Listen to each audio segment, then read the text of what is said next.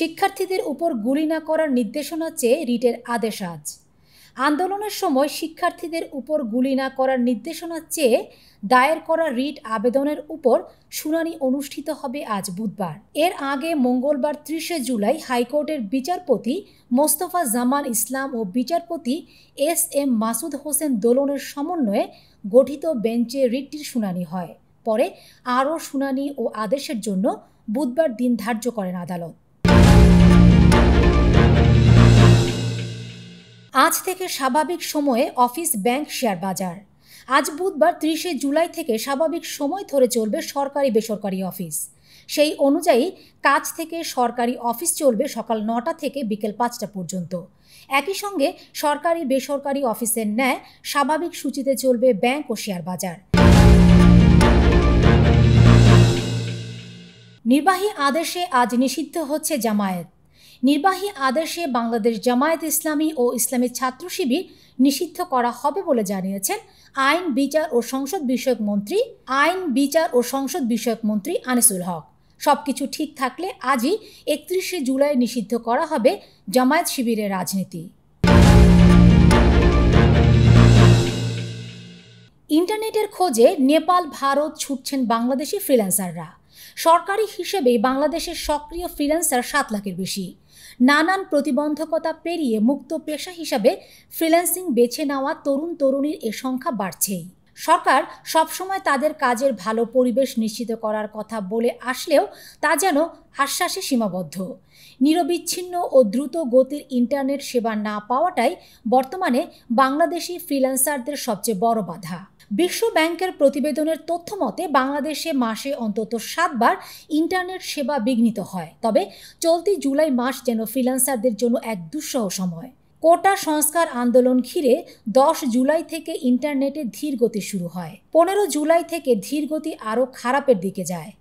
১৮ জুলাই রাত ৯টার দিকে হঠাৎ সারা দেশে ইন্টারনেট শাটডাউন হয়ে যায়।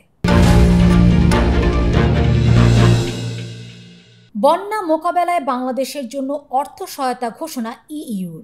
বাংলাদেশের উত্তরাঞ্চলে গত কয়েক সপ্তাহে আঘাত হানা বন্যার ক্ষয়ক্ষতির মোকাবেলায় ১০ লাখ ইউরো বা প্রায় ১২ কোটি ৭০ লাখ টাকা মানবিক সহায়তা ঘোষণা করেছে ইউরোপীয় ইউনিয়ন। সংস্থাটি জানিয়েছে, এই তহবিল দেশের উত্তর পূর্বাঞ্চল ও উত্তর পশ্চিমাঞ্চলের সর্বাধিক ক্ষতিগ্রস্ত এলাকায় ঝুঁকিপূর্ণ মানুষের সবচেয়ে জরুরি প্রয়োজন মেটাতে সহায়তা করবে। ইরানে হামাস প্রধান ইসমাইল হানিয়া নিহত। হামাসের রাজনৈতিক প্রধান ইসমাইল হানিয়াকে ইরানের রাজধানী তেহরানে হত্যা করা হয়েছে বলে জানিয়েছে ইরানি গণমাধ্যম। ইরানের বিপ্লবী গার্ডস বাহিনী বুধবার এক বিবৃতিতে জানিয়েছে, ইসমাইল হানিয়া তার এক দেহরক্ষী সহ তেহরানে নিহত হয়েছেন। বৈরুতে ইসরায়েলি হামলায় হিজবুল্লাহ কমান্ডার সহ নিহত ৩, আহত ৭৫। লেবাননের রাজধানী বৈরুতে ভয়াবহ বিমান হামলা চালিয়েছে ইসরায়েল। এতে ৩ জন নিহতের খবর পাওয়া গেছে। সঙ্গে আহত হয়েছেন আরও অন্তত ৭৫ জন। হামলায় হিজবুল্লাহর শীর্ষ কমান্ডার ফুয়াদ শোকরও নিহত হয়েছেন বলে দাবি করেছে ইসরায়েলি সামরিক বাহিনী। ব্যবস্থা নেবে না চেলসি, ক্ষমা পেয়েই পার পেয়ে গেলেন এনজো। বর্ণবাদী আচরণের দায়ে অভিযুক্ত এনজো ফার্নান্দেজের বিরুদ্ধে কোনো ধরনের শাস্তিমূলক ব্যবস্থা নেবে না চেলসি। খেলোয়াড়দের মধ্যে ফাটল রোধ, সম্পর্কের সেতু বন্ধনের জন্যই এই উদ্যোগ নিয়েছে ক্লাবটি। কোচ এনজো মারেস্কা জানিয়েছেন, সব খেলোয়াড় এনজোকে মেনে নিয়েছেন, যে কারণে সব সমস্যা মিটে গেছে। এর আগে নিজের কৃতকর্মের জন্য চেলসির কাছে বেশ কয়েকবার ক্ষমা চেয়েছেন আর্জেন্টাইন মিডফিল্ডার এনজো। অলিম্পিকে আজ 12টি সোনার লড়াই। প্যারিস অলিম্পিকে আজ 20টি সোনার লড়াই অনুষ্ঠিত হবে। এর মধ্যে শুধু সাঁতারেই হবে 5টি সোনার নিষ্পত্তি। শুরু হয়েছে সার্ফিংস দিয়ে। পুরুষ ফাইনাল শুরু হয় সকাল 7টা 34 মিনিটে। এরপর নারী ফাইনাল হবে সকাল 8টা 15 মিনিটে।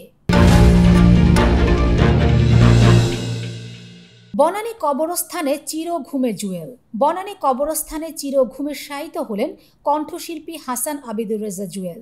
মঙ্গলবার সন্ধ্যায় তাকে দাফন করা হয়। এর আগে আসর নামাজের পর গুলশানের আজাদ মসজিদে জুয়েলের প্রথম নামাজে জানাজা হয়। এ সময় উপস্থিত ছিলেন কণ্ঠশিল্পীর পরিবারের সদস্য সহ সঙ্গীতাঙ্গনের অনেকে।